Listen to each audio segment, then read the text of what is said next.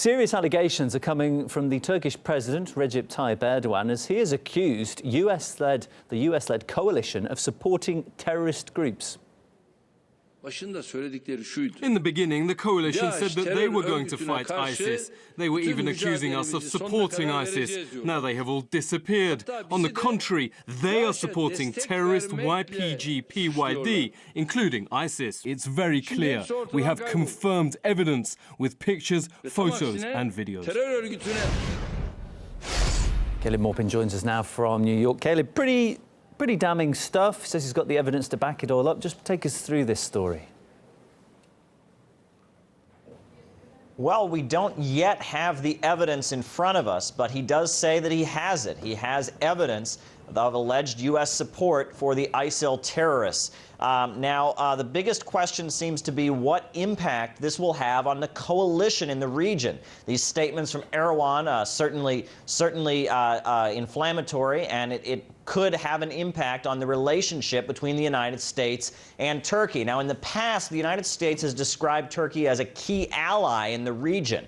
Let's take a listen to what's been said by spokespersons for the U.S. State Department. The United States as a friend and partner of Turkey. Turkey's been a strong ally for decades. We believe Turkey is a genuine partner in destroying ISIL.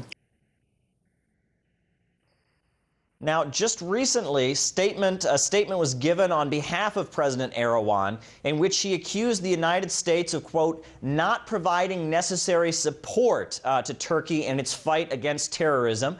He described how in the Jarablus region and other places where Turkey is battling against terrorist forces that Turkey has not received adequate support from the United States. Now, it's also important to keep in mind the context that a new format in negotiations has recently opened up. Talks are taking place between Turkey, Iran, and Russia regarding the situation in Syria and the region. The foreign ministers of the three countries have gathered to discuss the situation in Aleppo and in Syria. And recently, the spokesperson for the U.S. State Department, John Kirby, was grilled about the U.S. position regarding these new talks between the three countries. Let's take a listen to that conversation. Mr. Kerry doesn't see it as a snub.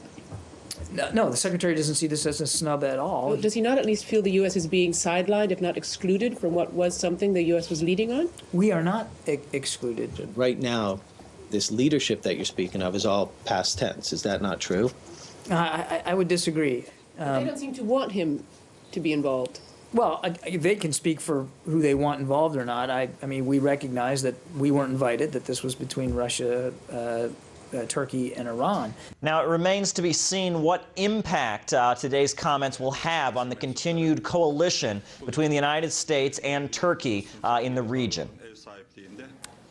Caleb Maupin bringing us the very latest there from New York. Thank you. Well, we also discussed Syria and Washington's role in the conflict there in an exclusive interview with Iran's Defense Minister Hossein Dayan. Here are some of his thoughts. We have never coordinated our operations with the Americans, and we will never collaborate with them. The Western coalition is only fighting there in name. They have no real intention of fighting a war in either Syria or Iraq.